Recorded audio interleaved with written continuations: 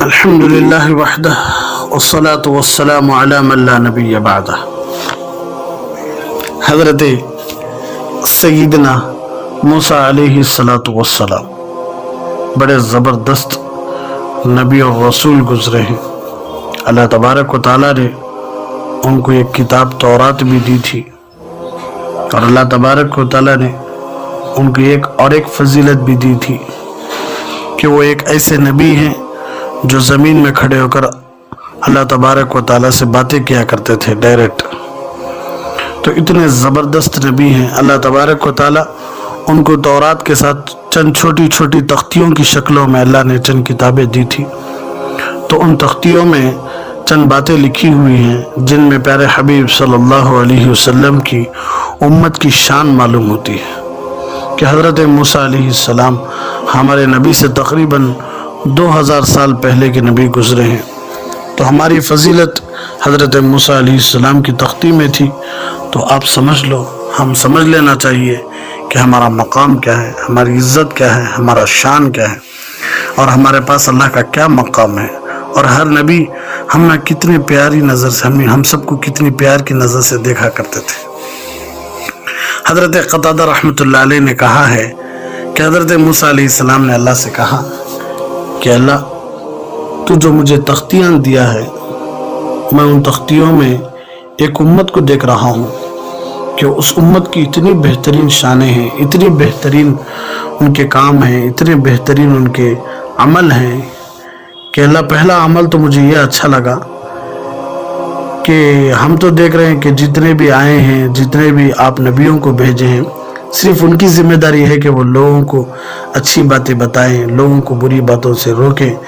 لیکن اللہ آپ ایک ایسی امت پیدا کرنے والے ہیں جو لوگوں کو ہمیشہ خود بھی اچھی باتوں پر چلیں گے اور لوگوں کو بھی اچھی باتوں کا حکم دیں گے، خود بھی بری باتوں سے رکیں گے اور دوسروں کو بھی بری باتوں سے روکتے رہیں گے کہ اللہ یہ کتنی اچھی امت ہے، اللہ میں چاہتا ہوں کہ یہ امت میری ہو۔ تو اللہ تبارک و تعالیٰ نے حضرت موسیٰ علیہ السلام سے فرمایا نہیں موسیٰ، وہ امت تو طے ہو چکی ہے، وہ امت کے نبی طے ہو چکے ہیں، وہ تو حضور صلی اللہ علیہ وسلم کی امت ہوگی، وہ تو احمد یعنی حضور صلی اللہ علیہ وسلم کی امت ہوگی، وہ تو تمہاری امت نہیں ہو سکتی۔ حضرت موسیٰ علیہ السلام نے پھر کہا کہ اللہ ایک ایسی امت کا پتہ چلتا ہے کہ جو سب سے اخیر میں پیدا ہوگی لیکن جنت میں تو سب سے پہلے داخل ہوگی۔ اے اللہ میری خواہش ہے کہ وہ میری امت ہو۔ اللہ تبارک و تعالیٰ نے فرمایا نہیں وہ تو حضور صلی اللہ علیہ وسلم کی امت ہے۔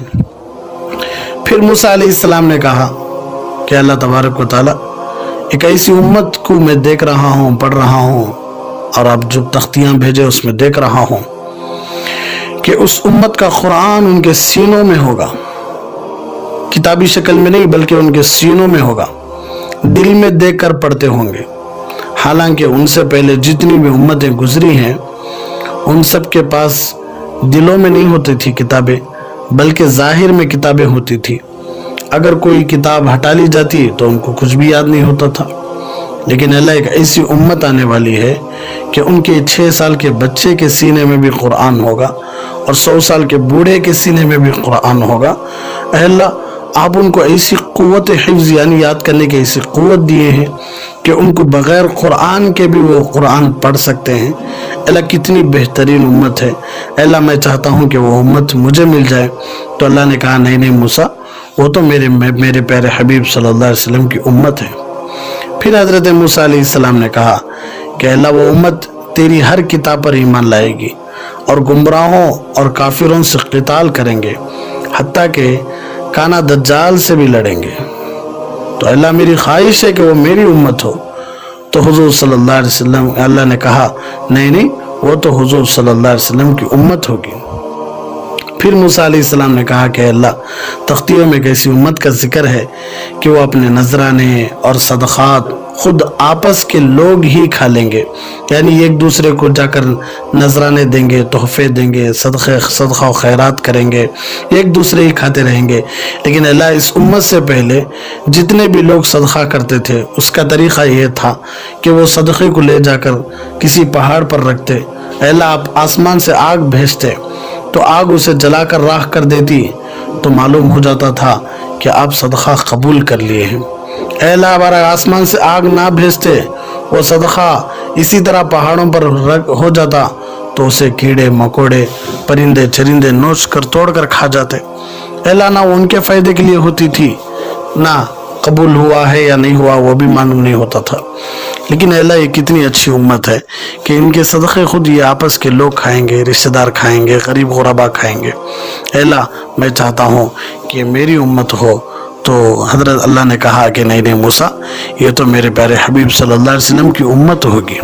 پھر حضرت موسیٰ علیہ السلام نے کہا کہ اللہ میں دیکھ رہا ہوں اگر کوئی بھی نیکی کا ارادہ کرے گی، اس امت میں اگر کوئی بھی نیکی کا ارادہ کرے گا تو عمل تو نہیں کرے گا لیکن نیکی کا ارادہ کرے گا تو اللہ اسے آپ ایک ثواب یا اسے ایک نیکی لکھ دیں گے، اور اگر کوئی نیکی کرے گا تو اب اس کے بدلے 10 نیکیاں، یہاں تک کہ آپ 700، یہاں تک کہ آپ اس کے اخلاص کے مطابق لکھتے جائیں گے۔ اے اللہ یہ کتنی اچھی امت ہے کہ نیکی کی نیت پر بھی ثواب ملنے والا ہے، نیکی کرنے پر 10 700 انگنت ملنے والا ہے۔ اے اللہ میں چاہتا ہوں کہ میری امت ہو۔ تو اللہ نے کہا نہیں یہ تو میرے پیارے حبیب صلی اللہ علیہ وسلم کی امت ہوگی۔ پھر حضرت موسیٰ علیہ السلام نے کہا کہ اللہ کل قیامت کے دن میدان حشر میں حفاظ، علماء، اولیاء اللہ، صدیقین، شہداء، صالحین ان کی امت میں سے سب کی شفاعت کریں گے آپ کی اجازت سے۔ اے اللہ وہ دوسروں کی بھی شفاعت کریں گے اور ان کی بھی دوسروں کی طرف سے شفاعت ہوگی۔ اے اللہ میں چاہتا ہوں کہ وہ میری امت ہو۔ کہا نہیں یہ تو پیارے حبیب صلی اللہ علیہ وسلم کی امت ہے۔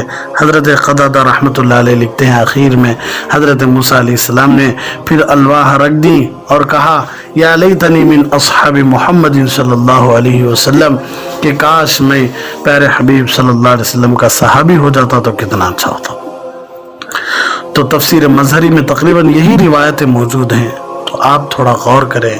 غور کرنے کی بات ہے، سمجھنے کی بات ہے کہ ایک نبی موسیٰ علیہ السلام اتنے جلیل القدر نبی گزرے ہیں، وہ خود ہمارے پیارے حبیب صلی اللہ علیہ وسلم کے امتی بننا پسند کرتے تھے۔